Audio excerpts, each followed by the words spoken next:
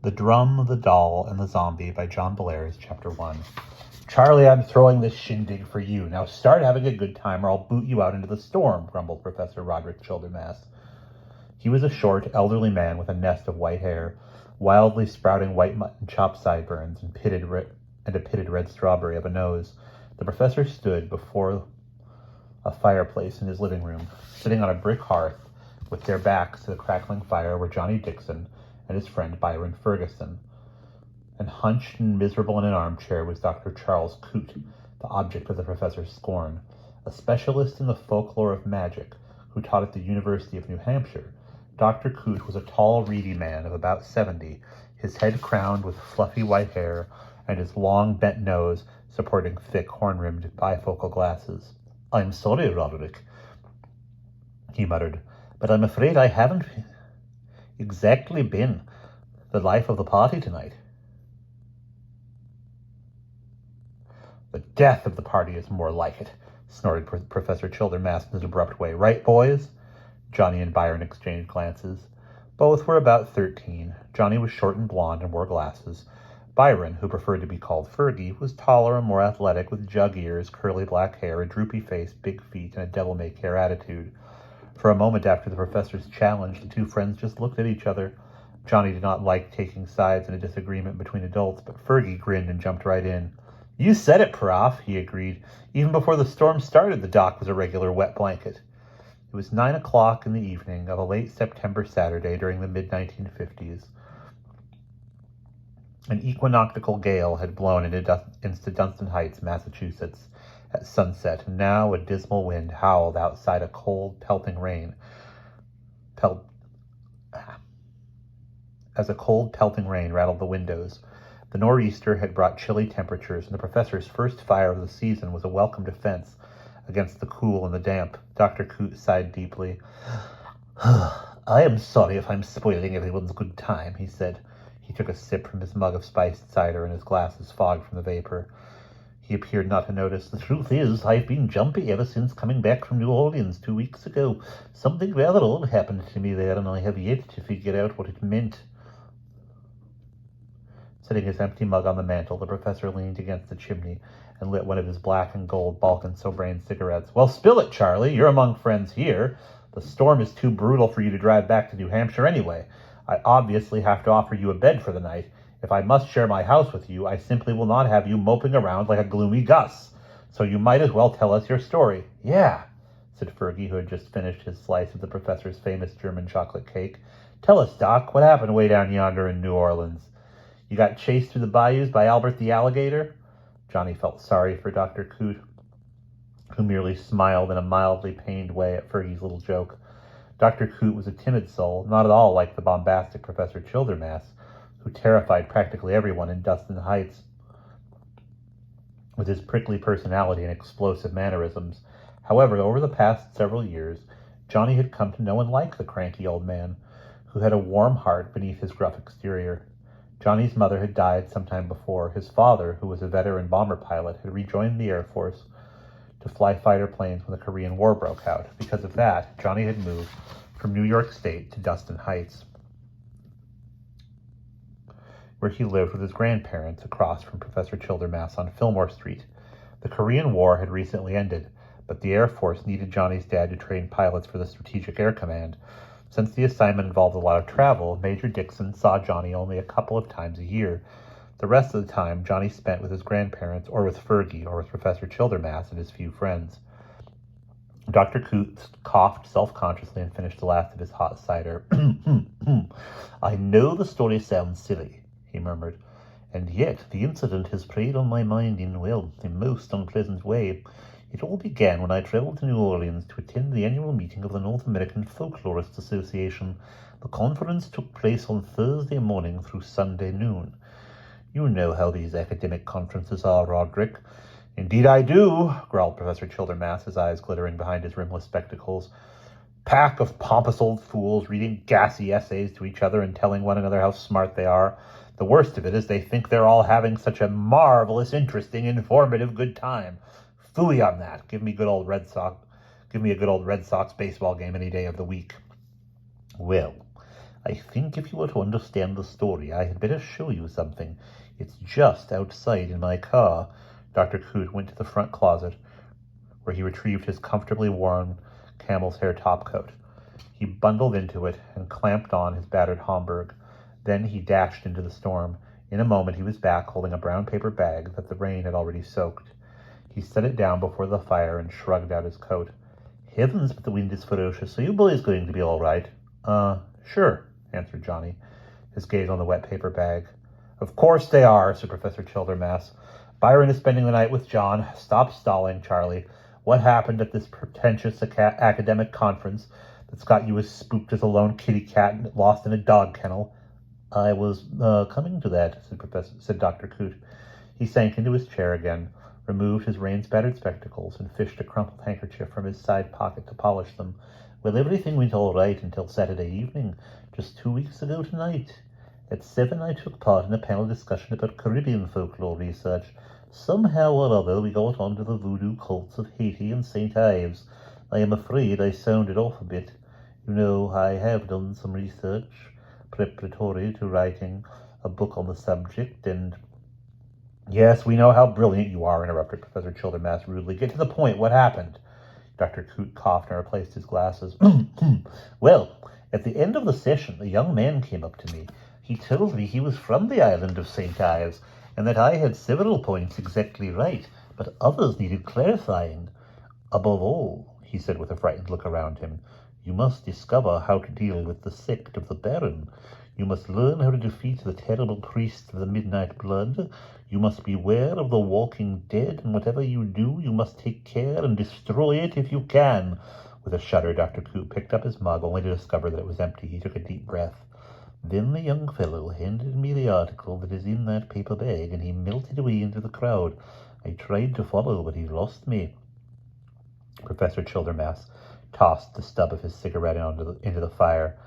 "And what was this booby prize? Johnny, you are the closest. Open it, if you please." "Sure, Professor." Johnny had been itching to know what lay inside the sodden paper bag. He tore away the paper and pulled out a strange little drum that was shaped like a Dixie cup, tapering from top to bottom, although it was larger than a paper cup. The drum was about 4 inches across at the head and 3 inches at the bottom. Its head and bottom covering were both of some odd pebbled leather, the color a deep olive green streaked with yellow and dark brown stripes. The body of the drum was smooth black wood, carved all in one piece. Red leather thongs tied the drum head down, running in a zigzag line all around the drum. Their ends wound around the ends of small light bones. Other things, tied to the lower ends of the bones, held the bottom covering taut.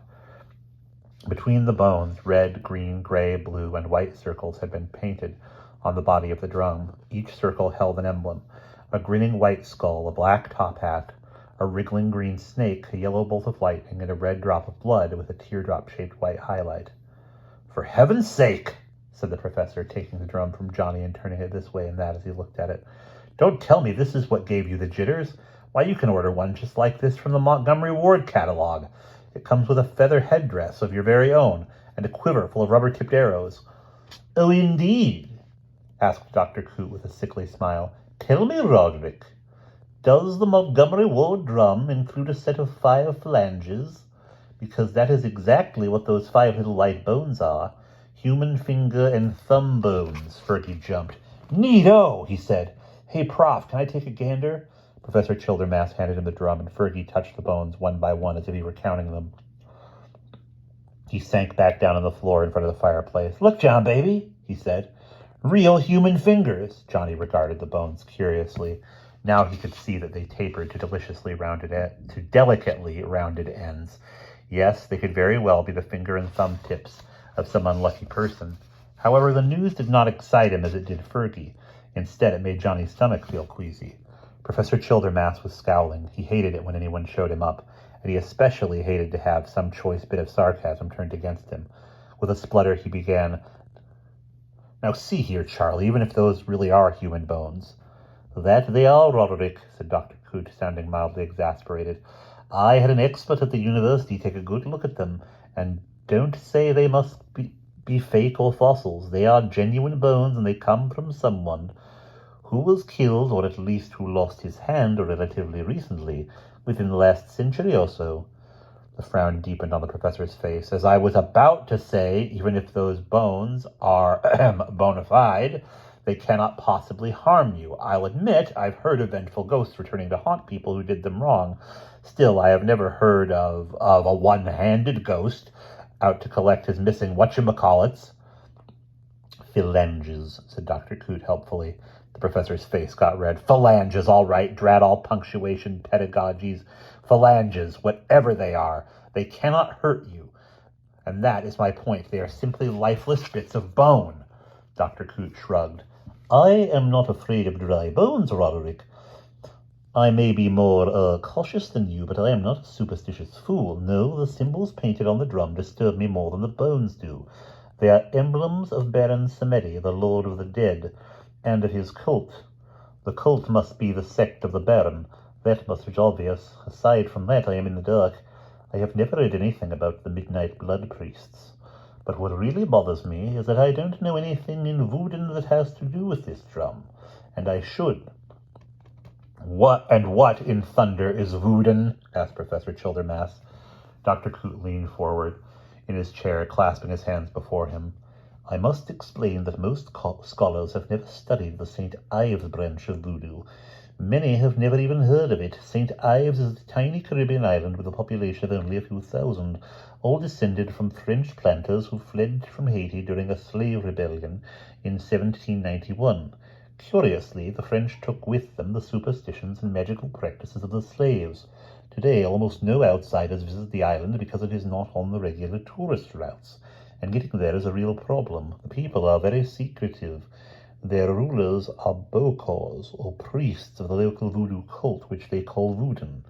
I spent one summer on the island just after World War II. Since then, I have published only the articles about their particular brand of evil voodoo magic. Yes, and you're writing a book about it too, said the professor with a smirk. Charlie, you and I have discussed this before, and you were being inconsistent. As I recall, your opinion was that voodoo was mostly a religion, no more evil than Unitarianism or Shakerism or any other sect. Dr. Coote shrugged his thin shoulders. True, but wicked human nature may corrupt any religion and turn it to evil purposes. Just think of the jihads or holy wars of Islam. For that matter, think of the poor innocent people your very own Catholic Church burned as heretics in the Middle Ages. No arguments there, agreed the professor, although, as you say, such terrible events occur more because of people corrupting the doctrines of the Church than because of true religious principles. Well, the same is true of voodoo, said Dr. Coote. Most of it appears harmless. Much of it is simply a survival of African religions, with some borrowings from Catholicism and other creeds. However, the voodoo cult of St. Ives is a terrible, malevolent corruption of the basic beliefs. I know that magic artifacts have great significance to those who use the supernatural power of voodoo for evil ends. I also know that the ceremonies of the cult take place to the beat of drums. But blast it, I never heard of this particular kind of drum having any special significance. The young man who gave this object to me obviously thought it had some unholy enchantment. He also obviously thought that I could disenchant it. He was mistaken, hang it all, Roderick. I don't know what to do with a drum. Professor Childermass nodded solemnly. Then you have come to the right person, he said. Relax, Charlie. I know exactly what to do with a drum. Dr. Coote looked up with hope in his eyes. I thought you might, he said. Although it's not in your field, you know quite a lot about sorcery and enchantments. Tell me, Roderick, what do I do with this wretched relic? His manner sincere. The professor said, Well, I'll tell you, Charlie. You take your drum and you beat it. He threw back his head and laughed uproariously. Thanks for nothing, grumbled Dr. Coote, leaning back in his chair with an irritated glare at his friend. As his laughing fit subsided, the professor coughed and grinned. Forgive me, Charlie. You're just letting some lunatic upset you over nothing. To be quite serious for a moment, if I were you, I'd simply stick this drum in the local museum or toss it on the top shelf of a broom closet and then forget it. Hey, get a load of me, everybody, said Fergie. I'm a hepcat. He sat cross-legged with the drum clenched between his knees. And now I'd like to perform my famous solo entitled Hoodoo Voodoo Like You Do, Dear. No, shouted Dr. Coote, but he was too late. Fergie tapped a rhythm on the drum with his fingertips, a quick rat-a-tat-tat, rat-a-tat-tat at the same time. He shook his head and sang in a horrible, screechy tenor, "Babaloo, babaloo." Immediately, a furious howling blast of wind shook the house to its foundations. Windows rattled and shingles ripped away with a loud tearing sound. The wind screamed down the chimney, sending a billow of black smoke and bright orange sparks rolling out of the fireplace. Alarmed, Johnny leaped to his feet. A second later, something outside the house exploded, and then the lights went out, plunging everything into gloom. And that's the end of chapter 1.